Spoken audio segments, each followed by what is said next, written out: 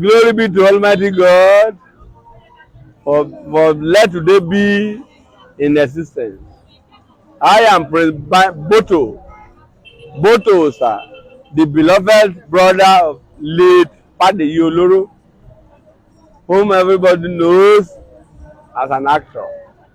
Mi fi àkókò yìí dúpẹ́ lọ́wọ́ gbogbo àwọn tó wá, àwọn ọ̀rẹ́, àwọn tampan, àwọn whatever.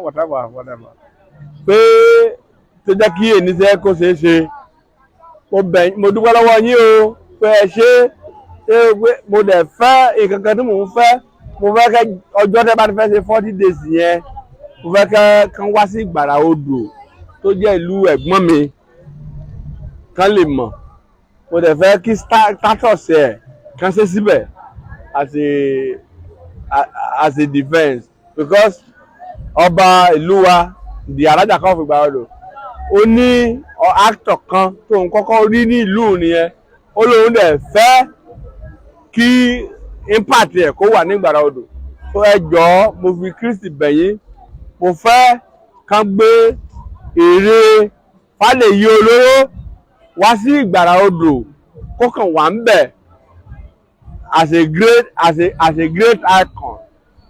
Èmi tí mo jẹ́ àbúrò ẹ̀, èmi ni Boto Òòṣà, àbúrò Fadeyi Oloro. I love every one of you, and I thank every one of you for the system and the way you people participated in the burial of my brother today.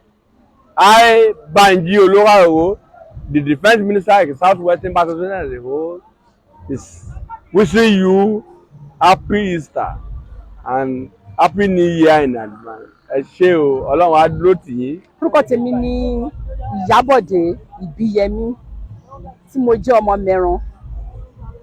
Ọ̀gá Fadeyi ó jẹ́ bàbá mi tó dáa. Ní ìgbà tí wọ́n fi wà láyé, wọ́n jẹ́ ẹni tí mo close mọ́ gan. Ọ̀gá mi wọ́n ní nurse bá mi ṣe tí kó wá sí quiz night. A máa ṣe quiz night. Tó bá lọ sí quiz night, máa bá wọn ṣe tí kó lọ sí quiz night. Ìgbà tó rẹ̀ wọ́n yẹn náà tara wọ́n já. Wọ́n ní woman friend kan lẹ́yìn ilé mi. Tó bá ti wá síbẹ̀ báyìí, ọ̀dọ̀ mi náà máa ń dúró sí. Bàtẹ́sẹ̀ yẹn bẹ̀rẹ̀ tí wọ́n gbé wá sọ́dọ̀ mi, mo sọ fún yín pé bàbá mi ọfà ló mú yín lẹ́sẹ̀, mo ní mo máa treat yẹn máa wà okay. Mo dẹ̀ treat wọ́n jọ yẹn kí wọ́n padà wá bí mi tí mo bí wọ́n padà sí nìyẹn. Ilé tó kọ́kọ́ ń gbé tó wà lẹ́yìn school Azarudeen primary school tó wà ní kinní yẹn, ibẹ̀ ni wọ́n wà tẹ́lẹ̀tẹ́lẹ̀. Kó tó di pé wọ́n gbà wá kúrò ńbẹ̀ tí mo wá wọn lọ bí ẹ̀ẹ̀mejì mi ò rí wọn mọ́. Àfìgbà tí mo gbọ́ pé wọ́n kú. Fadeyi Oloro èèyàn gidi ni wọ́n dẹ̀ ṣe èèyàn ọ̀gá gidi dẹ̀ ni wọ́n. Àwọn wà náà àwọn ọ̀gá tó ṣe freedom fáwa ní mẹ́ran. Ọlọ́run kó bá mi tẹ wọn sáfẹ́fẹ́ rẹ̀, kó bá mi mépẹ́ búkò lójú wọn, kí wọ́n sùn re o. Orúkọ tèmi ni Ìyábọ̀dé Ìbíyẹmí tí mo jẹ́ ọmọ mẹ́ran. Orúkọ ní tèmi ni Mrs. Akíbùlùmọ̀. A dúpẹ́ lọ́jọ́ ti èní pé àwa la gbẹ̀yìn Fadeyi Oloro. Tó bá sọ pé máa jẹ́ èèyàn kan nú tó máa pẹ̀lú àwọn tó máa sin Fadeyi Oloro lẹ́ni, máa ní irọ́ ni o. Torí ó yà mí lẹ́nu jọ́ tó sọ pé àdúgbò wa ló ń gbé. Church member wa ni ọmọ ẹ̀ mo ní láíláí ní ìmọ̀ bílífù until mo fojú ara mi rí Fadeyi Oloro. A ṣàdúpẹ́ lọ́wọ́ Ọlọ́run. Àti kékeré báyìí bí ń tì la wà 7 o'clock a máa ń forí wa dára wa ni. Iṣẹ́ tá a bá fẹ́ ṣe ń gbà ní fi palẹ̀ a máa sáré àrélù Fadeyi Oloro yìí náà ni. But a dúpẹ́ lọ́jọ́ ti èní pé àwa ọmọ ló gbẹ̀yìn ẹ̀, àwa ọ̀rẹ́ Afẹ́nifẹ́ rere, àwa la gbẹ̀yìn Fadeyi Oloro. Àwa gbà ládùúrà pé ẹ̀yìn tó fi sílẹ̀ kò ní bàjẹ́ o. Ọmọ tó fi sílẹ̀ náà Ọlọ́run á dúró tì o. Ọlọ́run á máa ràn lọ́wọ́, Ọlọ́run á gbé ẹ̀ sókè. Àánú Ọlọ́run á máa wárí. Ẹ ṣé sà. Actually, yeah, my name is Daniel. I'm from Edo State, and Baba Fadeyi is just like a father to me, and not only a father, he's an uncle, a grandfather, and also a friend, because I know him last year, just as if I've known him in my whole life, because he taught me a lot of things. He showed me care. because here I don't have father in this area, but I took him as my own father.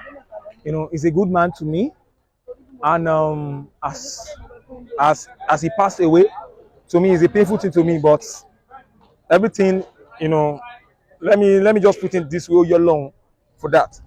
But with that, I give thanks to God, and again for the children and also the young children, may God grant them good health, a good a great thing in life, and a prosper world. Because my father is not an ordinary man. You know, you can neglect like that. You know, it's a thing that people don't know about him. Because is a person that I know him just last year, but there's a thing that he said to me.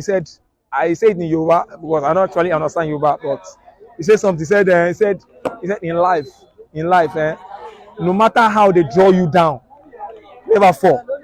Once they draw you down, you force yourself up. You understand? Don't let people draw you down without putting yourself up. For that word, I take it. I hold it in my hands. Even today that we are buried him, that we are putting on the floor. I even saw, I want to cry, but I said, I'm a man. I don't need that. But I have to be a man. You know.